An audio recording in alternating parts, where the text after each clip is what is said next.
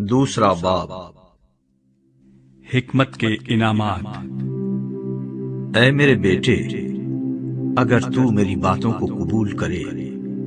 اور میرے فرمان کو نگاہ میں رکھے، ایسا کہ تو حکمت کی طرف کان لگائے اور فہم سے دل لگائے، بلکہ اگر تو عقل کو پکارے اور فہم کے لیے آواز بلند کرے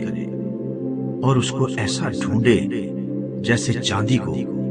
اور اس کی ایسی تلاش کرے جیسی پوشیدہ خزانوں کی، تو خداوند کے خوف کو سمجھے گا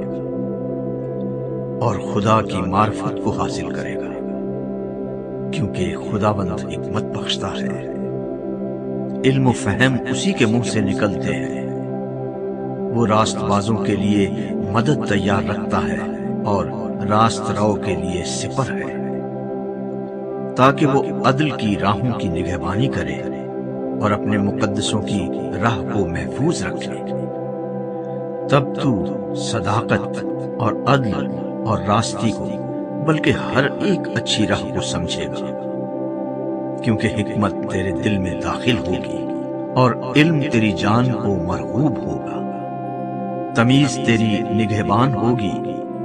فہم تیری حفاظت کرے گا، تاکہ تجھے شریر کی راہ سے اور کجگو سے بچائے جائے، جو راست بازی کی راہ کو ترک کرتے ہیں تاکہ تاریکی کی راہوں میں چلے،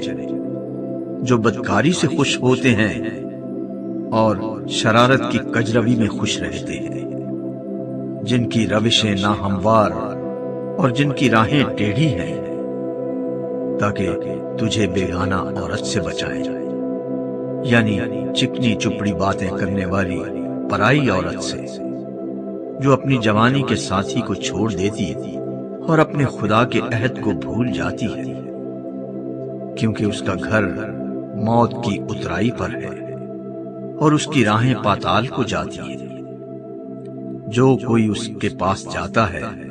واپس نہیں آتا اور زندگی کی راہوں تک نہیں پہنچتا، تاکہ تو نیکوں کی راہ پر چلے اور صادقوں کی راہوں پر قائم رہے، کیونکہ راست باز ملک میں بسیں گے اور کامل اس میں آباد رہیں گے، لیکن شریر زمین پر سے کاٹ ڈالے جائیں گے اور دغاباز اس سے اکھاڑ پھینکے جائیں گے۔